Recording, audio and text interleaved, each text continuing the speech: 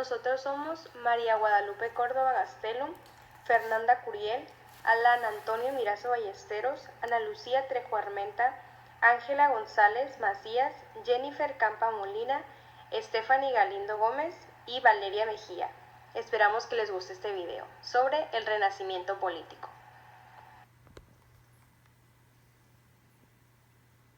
El Renacimiento fue un movimiento cultural y político que ocurrió entre los siglos XV y XVI en Florencia, Italia. En este movimiento podemos observar el renacimiento de la cultura grecorromana. También hay cambios ideológicos muy impactantes, como el del teocentrismo al antropocentrismo.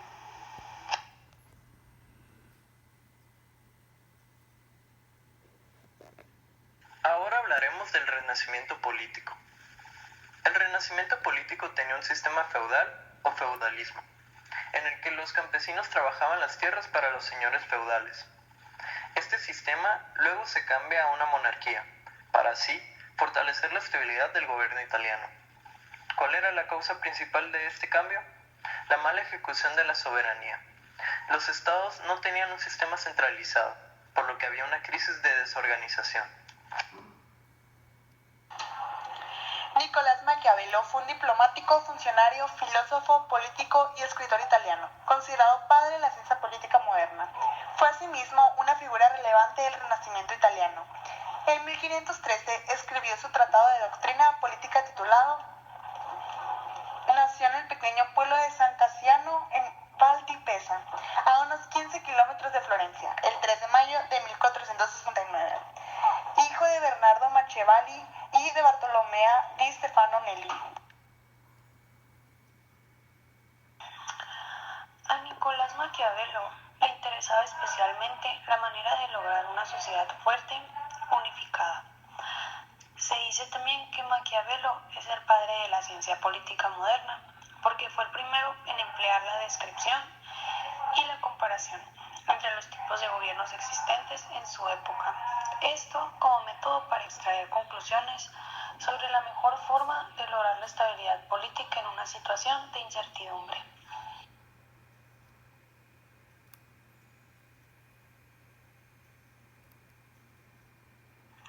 Maquiavelo designaba con el nombre de fortuna a los elementos sociales y naturales que escapan al control de los gobernantes.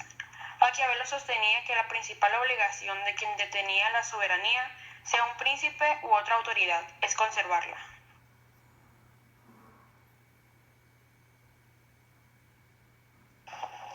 En el mundo de la política, para Maquiavelo no reinan los valores de la moral. En ese sentido, todo príncipe debe de saber adaptarse a las circunstancias cambiantes de la política y actuar conforme a ellas. La moral se separa de la política y se abre paso hacia el pensamiento político moderno, cuya preocupación principal será la soberanía, es decir, la cuestión de en quién recae el poder.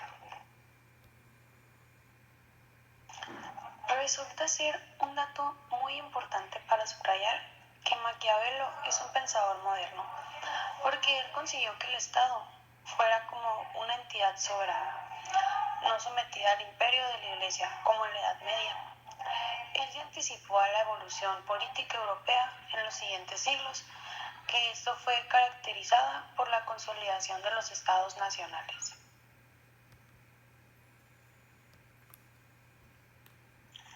La teoría política de Maquiavelo parte del análisis de los problemas que plantea la creación y mantenimiento de un Estado moderno, proponiendo soluciones prácticas, basadas en un nuevo concepto de virtud, al margen de la moral cristiana de la época, que le lleva a considerar válido todo recurso que permita sacar provecho de la fuerza y habilidad del gobernante, pudiendo recurrir incluso a la crueldad y al engaño para imponerse a sus enemigos. No olvidemos que una de sus obras más importantes es El Príncipe, que dedica a Lorenzo II de Medici. Maquiavelo expone que los príncipes deben combinar la virtud y la fortuna si quieren asegurar y ampliar su poder. Es fundamental para conservar la unidad y la soberanía de un principado que el gobernante responda a cada circunstancia particular, con las acciones necesarias, sin otra consideración más que la salvaguarda del poder. Así, el príncipe deberá, si esto le resulta eficaz, ser cruel o hacer todo aquello necesario para que el pueblo le tema. En el mundo de la política, Para Maquiavelo no reinan los valores de la moral. No importa si el gobernante tiene que mentir, las acciones son evaluadas por su idoneidad para conseguir los objetivos del Estado. En ese sentido, la virtud del príncipe es saber adaptarse a las circunstancias cambiantes de la política y actuar conforme a ellas. La moral se separa de la política y se abre paso así al pensamiento político moderno, cuya preocupación principal será la soberanía, es decir, la cuestión en que recae el poder. Jean Bodin, nacido en Angers, Francia, en 1529 y fallecido en Laon, Francia, en 1596. Durante su formación recibió lecciones de escolástica medieval y de humanismo renacentista. Así fue un hombre de dos épocas. Murió de peste cuando ejercía como procurador de justicia. El más célebre de los políticos del siglo XVI, por sus aportaciones de discusión sobre la tolerancia religiosa y su teoría del Estado. Bodin escribió en una época en la que en Francia calvinistas y católicos estaban inmersos en constantes guerras. En este contexto, sostuvo que la convivencia pacífica de las distintas creencias religiosas era un factor necesario para la paz social y el fortalecimiento del Estado. Pero al mismo tiempo, advirtió que si ese no fuese el caso, si la estabilidad política del reino demandara el exterminio de quienes profesan una religión diferente, tendría que llevarse a cabo. Claramente, la aceptación de la tolerancia religiosa tenía un tinte pragmático, pues no se defendía porque se considerara algo bueno en sí mismo, sino que solo se aceptaba por conveniencia política. La tolerancia hacia la variedad de comunidades religiosas se finca entonces en su presencia para el orden público, no propiamente en el reconocimiento de la libertad de culto. Por el contrario, la tolerancia se recomienda solo en la medida que se considere casi imposible exterminar una secta sin poner en riesgo al Estado.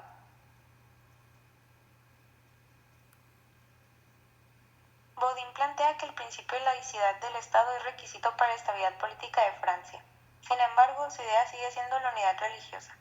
De nuevo, si se toleran las sectas es solo por razones políticas y con la esperanza de que al no ponerse la resistencia desaparezcan gradual y naturalmente. La religión así se convierte en un instrumento del poder terrenal. Él no desea que la unidad política se restablezca en torno a una religión verdadera. Lo que le interesa, por el contrario, es destacar la importancia de la unidad religiosa para salvaguardar el orden político. Para Bodin, la religión es el principal fundamento del poder de las monarquías, por lo que cuando un reino está congregado alrededor de una sola creencia, mantiene unidad. En cambio, son las disputas entre credos la causa de la ruina de las repúblicas.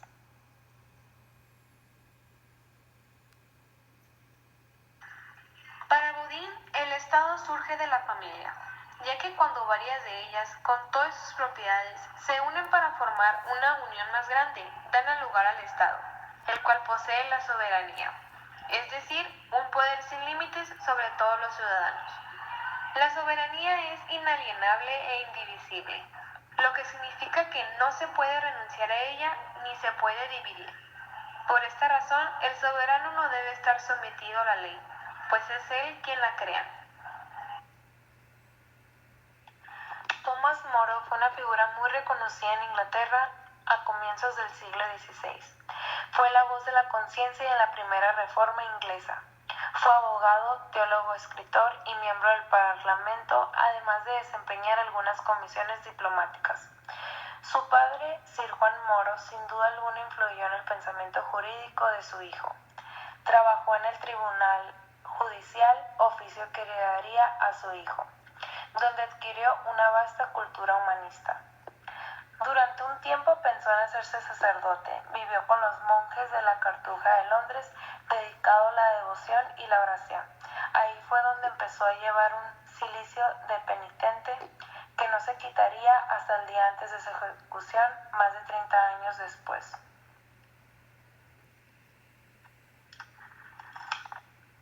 Tomás Moro, influenciado por grandes de la filosofía como Platón o Aristóteles, desarrolló la primera utopía. Este término actualmente es entendido como la sociedad perfecta. Tomás escribió en su libro El ejemplo de un Estado autosuficiente, sostenible y regido por la razón. No cabe duda que la utopía es la obra más importante e influyente de Tomás Moro. En ella criticó el orden político, social y religioso. bajo la fórmula de imaginar una comunidad perfecta. Su modelo estaba caracterizado por la igualdad social, la fe religiosa, la tolerancia y el imperio de la ley. Después de todo el gran impacto de Tomás Moro en ese siglo, murió ejecutado en 1535. ¿Pero por qué pasó esto? Fue por no aceptar la reforma religiosa de Enrique VIII en Inglaterra. Su muerte fue una de las ejecuciones más famosas entre los distintos procesos de la reforma. Recordemos que estamos hablando de uno de los pensadores más importantes en la Inglaterra del siglo XVI. Se dice que sus últimas palabras fueron: muere un buen servidor del rey, pero en primer término de Dios. Y es así como nos podemos dar cuenta con estos tres pensadores lo que fue el Renacimiento. Además, podemos observar los diferentes ámbitos que se fueron cambiando, ya sea el cultural, el artístico, el filosófico, el científico y el humanístico, por supuesto. Recordemos que hubo un nuevo espíritu, un nuevo humanismo, una nueva concepción del hombre y del mundo que retomó algunos elementos de la cultura clásica.